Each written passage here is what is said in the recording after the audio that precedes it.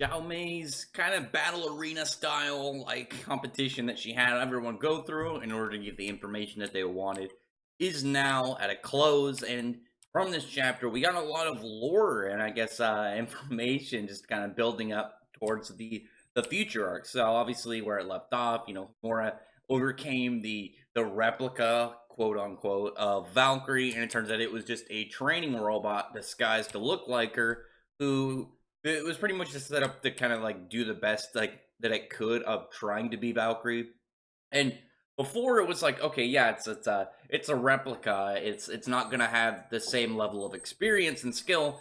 And this one, Xiao Mei just straight up says like it's not as strong. So it's kind of similar to the parasite that pretended to be Elsie when Shiki fought it. We got kind of something like that. Just kind of a hype piece for the character and what's going on later. It's still trying to give the fact that these characters are still beyond what the main cast is capable of at the moment, but still, a nice little like, showcase of them beforehand. And now they're going back to the weird space room that they were in. All their clothes are fixed back up, and Xiao Mei's actually in this really cool throne.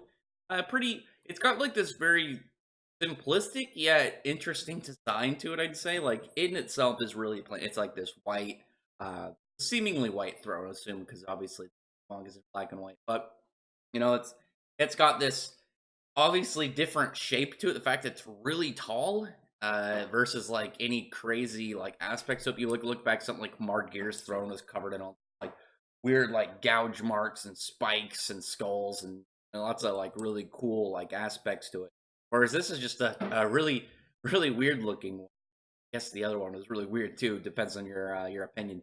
But they're talking to her and she's like, "All right, let me tell you about Valkyrie. Valkyrie is on this planet called the Sun Jewel. You go there and you'll be able to find out what exactly she's doing." And actually, like the planet itself, I thought was cool. Like you see kind of like what it looks like. And with Eden Zero, I feel like their planets are kind of like when you see them, they're like Kingdom Hearts. Like when you go to one of their worlds in the game, you see like this kind of like summary of the world where it's like, oh, the Olympus Coliseum for the Hercules world. You pretty much just see the Coliseum, but that's not the entire planet. That's just what's represented. I feel like that's what it is with Eden Zero's world.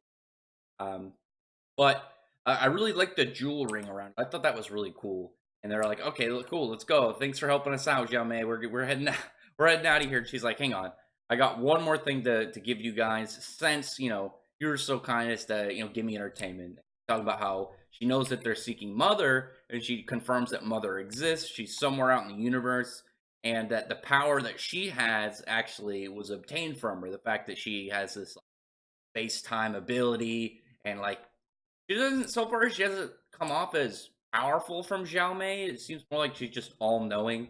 She's clearly got some like weird manipulation of like her room. We don't know if it's like her whole planet or if it's just like a pocket dimension she has hold of. But obviously she's not, at least from what we know of, designed for fighting. She's designed for intelligence. And so she brings up how with Mother, she can pretty much when you meet her, she'll kind of like recreate you, reborn, and seemingly like give you a power in the process. Like Xiao Mei obviously got her ability to pretty much know everything that's going on. The only exception is she can't know the outcome of a battle, but she also doesn't know anything about Mother. And you got all this information that she can grant any wish if anyone meets her. She's pretty much the top like powerful person within the universe. Pretty big hype character. And, these the characters like saying whatever they want if they get to meet her, and then everyone else seemed kind of like playing, and you get like Wise who wants money, which I feel like you could do that without being a wish granting god character. Rebecca just wants to be a famous beekeeper. Again, I feel like you don't need a wish to do that. And then like Happy Bot wants fish, but it's like you're a robot. And then you got the one that actually like people probably are like, yes, you get the wishes to who wants to become human. So that'll be nice if so. I want that to happen because young Pino obviously very likable character. I think Hiramashima said that she's his favorite out of the Eden Zero cast. And then Shiki's just talking to Xiao Mei. He's like, "All right, we're gonna go to Mother. We're not gonna lose to anyone until we reach her." I'm wondering if there's gonna be anything beyond Mother. If there's not like power wise. I'm talking about like the goal. What are the characters doing once they end up finding her? And then the series is gonna be going beyond that. If the series is going to end there, because here Mishima he said that like with Rave Master, he had an idea of the whole story beforehand. Like he had an end kind of idea. Or with Fairy Tail, he was just kind of like going with it, and he was like, I don't really know how to end the series. I don't, it's not at a spot I feel like it should end at. So, kept going. And maybe it could go that way with Eden Zero. It's always up to the author and how they feel, but just curious as we are right now. And then they get back to the crew, they're talking to everyone, they're talking about the Sun Jewel, and that nobody's really too sure why exactly Valkyrie would be there.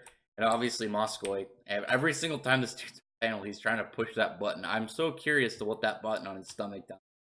But then like, all right, let's go. Let's go to this planet.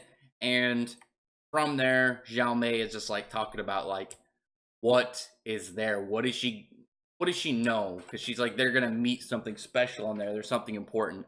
And with the next chapter, Captain Connor as the title, doesn't really give anything really to know about. Maybe he's from the Star Federation Army. I don't know, but maybe he's on the planet. Maybe there's something gonna be there, like maybe a battle between sides. Like I don't know. It's got to be something. Obviously, with Captain, you can only really get something like space expedition kind of like group or like pirates or it's got to be something. I feel like it's gonna be more like the Star Federation Army. Maybe we'll start kind of actually getting interactions with them because we haven't got much from them in the main cast.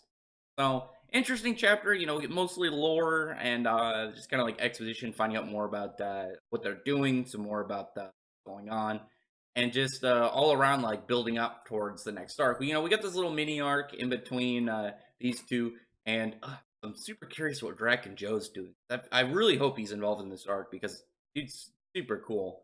I definitely want to see. I really want to see what exactly he brings into whatever arc when he actually does make his appearance, which could be the next one. Him or Jin. It'd be cool if Jin joins his team and then becomes a member. Other than that, drop a comment below on what you thought about all this, what you think about this chapter, what you think about what's going on with it in Eden Zero. Again, it was a fun chapter. I read it through pretty fast. I think just because there was a lot of less of a, there was a lot of kind of lore and information stuff. There usually whenever I read chapters, I get like distracted looking at panels and really good layouts, just taking in the art. So, but information is always a plus. World building always a plus, and we got that here. So, like I said, I really appreciate if you thumbs up the video, but for the like button and subscribe button, and check out my other videos. For that, I appreciate everyone who's already subscribed, and I thank you all for listening. Bye.